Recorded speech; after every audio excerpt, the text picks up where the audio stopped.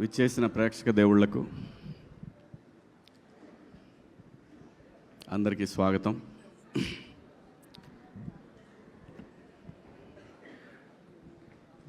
దీని అమ్మ 25 సంవత్సరాల నుంచి ఇలాంటి ఒక రోజు కోసం వెయిట్ చేస్తూ ఉన్నానండి.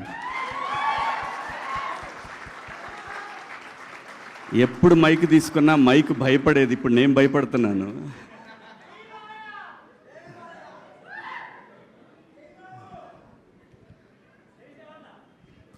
అంటే ప్రతి శుక్రవారం దీనమ్మ ఈ శుక్రవారం కొడతానని సంవత్సరానికి 52 వారాలు ఉంటే ఒక 7 సినిమాలు చేస్తే ఈ 7 వారాల్లో 7 శుక్రవారాల్లో దీనమ్మ కొడతానని 25 ఏళ్ళు అయిపోయింది.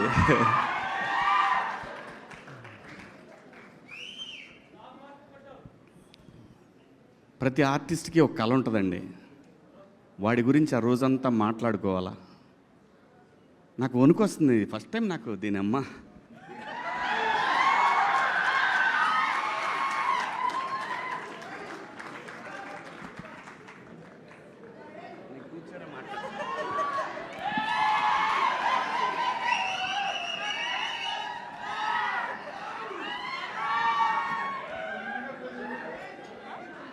ఓకే వద్దు అది లేదు అదేం లేదండి. లేదు. ఇలా ఇండస్ట్రీలో తెస్టేసుకొని కూర్చోవాలని చాలా కలగన్నా దీని అమ్మ. ఇలా కూర్చోవాలని ఎంత కలగన్నానంటే, ప్రతి సినిమా జరుగుతున్నప్పుడు నిజంగా నేను ప్రతి సినిమాకి ఈ కళామ తల్లి నాకు పెట్టిన అన్నం మీద ఒట్టేసి చెప్తున్నాను. నేను ఏ రోజు కూడా ఒక నిర్మాతని నా సొంత సినిమాలాగా ఫీల్ అయ్యే చేశాను. ఎప్పుడు కూడా ప్రతి సినిమా దీని ఎక్క రావటం లేదు ఇంకా రావట్లేదని నరకం చూశాను. నిజం చెప్తున్నాను, నేను నరకం చూశాను.